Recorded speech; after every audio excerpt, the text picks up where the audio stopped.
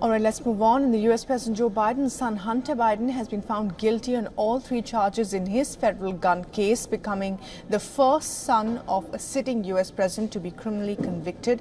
What are the ramifications of this for the Biden presidency? More in our next report.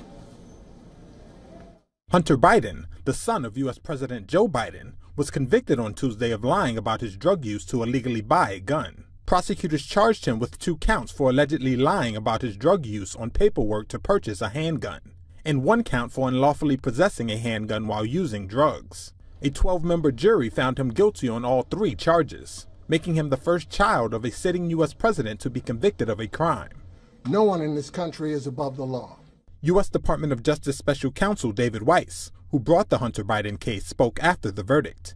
This case was not just about addiction, a disease that haunts families across the United States, including Hunter Biden's family. This case was about the illegal choices defendant made while in the throes of addiction. The Delaware trial included prosecution testimony by Hunter Biden's ex-wife, former girlfriend, and sister-in-law, who gave first-hand accounts of his spiraling addiction in the weeks before and after he bought the gun in October 2018.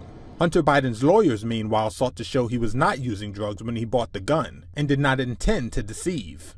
The judge set no date for sentencing, but added the timeline is usually within 120 days. Sentencing guidelines for the gun charges are 15 to 21 months. But legal experts say defendants in similar cases often get shorter sentences that may not involve prison. Hunter Biden has never held elected office, and the crimes for which he was convicted occurred when Joe Biden did not hold office. The Delaware trial follows the May 30th criminal conviction of former President Donald Trump on 34 counts for covering up a hush money payment to a porn star. Trump is the first former U.S. president to be found guilty of a felony. The Republican is again seeking the White House in the November 5th election. And earlier we also spoke to our correspondent Susan Tehrani for more on this, because Hunter Biden is a first-time offender. So what happens to him? More details with Susan.